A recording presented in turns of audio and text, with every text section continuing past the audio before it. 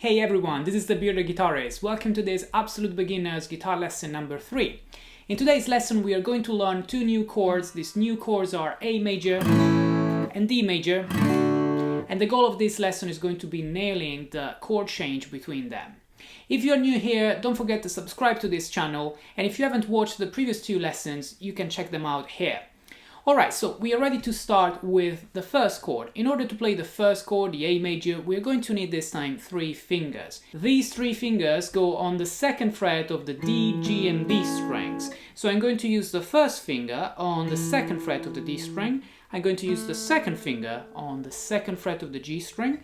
And the 3rd finger, 2nd fret of the B string. So they are going to be one underneath each other in the same fret.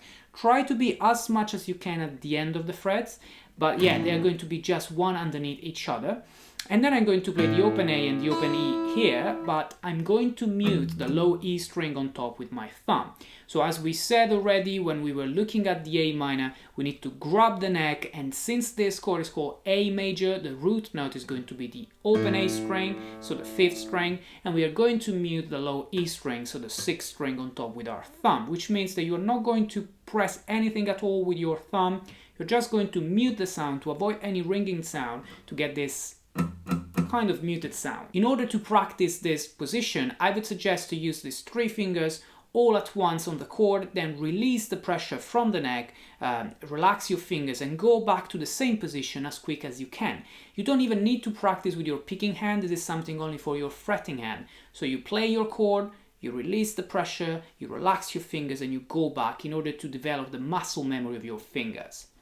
Then, once you are familiar with that, you can strum it in order to hear the sound of the chord, to see if everything is sounding right, if there is any buzzing at all, and then you are ready to move to the 2nd chord. Now, the 2nd chord is going to be the D major. In order to play the D major, we are going to need exactly the same 3 fingers, but the shape is going to be this one, sort of triangle shape. Now, in order to play this, we place the 1st finger on the 2nd fret of the G string, the 2nd finger on the 2nd fret of the high E string at the bottom of the 1st string, and then the 3rd finger on the 3rd fret of the B string. And it sounds like this.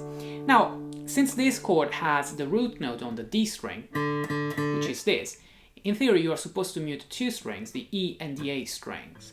Now, if you're already familiar with that, or if you are comfortable grabbing the neck in this way, go ahead and try the D directly like this, because the sound is definitely cleaner and you'll learn how the D is supposed to sound from the very beginning. Otherwise, if you find this really tricky, you can start muting, for example, only the E string, and it sounds like this. It's already better rather than not muting anything at all and getting this sound with the low E and low A ringing on at the bottom of the chord. So make sure that you start grabbing the neck in this way and muting at least 1 string on top, and then once you'll be more familiar with that and your stretching is going to be better, you're going to mute 2 strings like this. Now, as we said before, the goal of this lesson will be mastering the transition between A major and D major. So let's see what tricks and what kind of references we can get in order to change between A major and D major. Now, let's assume that we are on the A major. Once that we want to switch to D, the most important thing is having the reference of the ring finger, the finger number 3 here at the bottom. This is going to slide 1 fret forward on the same string. So we are going from the 2nd to the 3rd fret of the B string without lifting it. So I'm not lifting the finger and going to the next fret. I'm just sliding it. At the same time, while I slide this finger, the other 2 go up, and I move the 2nd one at the bottom, 2nd fret of the E string, and the 1st one on the 2nd fret of the G string, like this. So once more, nice and slowly, this transition, I play the A, then I slide my ring finger while the other 2 go down and up on the 2nd fret of the E and G strings, and I can play the D like this. And once that we want to go back from the D to the A, we are going to do the opposite movement. So we are sliding the ring finger back on the 2nd fret, B string, and we are pushing the 1st and the 2nd fingers up in order to play the 2nd frets on the D and G string, like this.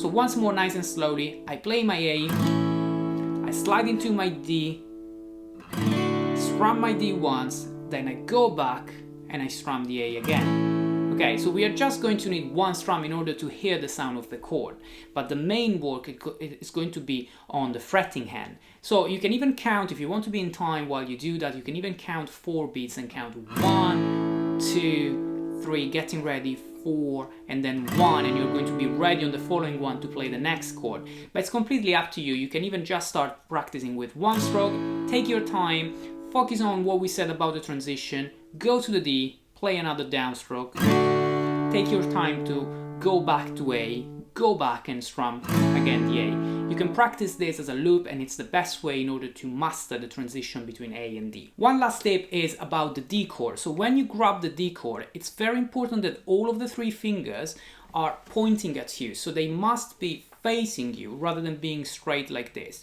because otherwise you are not going to reach the end of the frets, which is our ultimate goal on every chord for every finger, which is where the right pitch of the note is going to be. So rather than being like this, we want to rotate our hand, and automatically you're going to stretch more comfortably the fingers towards the end of the frets if they look at you. And you can use the thumb pretty much straight in order to grab the neck like we said. So fingers pointing at you and thumb pretty much straight for the muting. And this is going to be your D. So rather than this, which could be even rather uncomfortable at the beginning, you can rotate your fingers like this. And this is going to be your D. Alright, so that's all for our beginner lesson number 3. Today we learned the A major and D major chords. We are going to use them in our next lesson in order to play our very first guitar song. So before you continue with the next lesson, make sure that you can nail the transition between A and D comfortably. If you enjoyed this lesson, make sure to subscribe to this channel, and if you want to receive a notification when I release my next lessons, hit the bell button to be notified. This was the Bearded Guitarist. Thanks for watching. I'll be seeing you in the next lesson.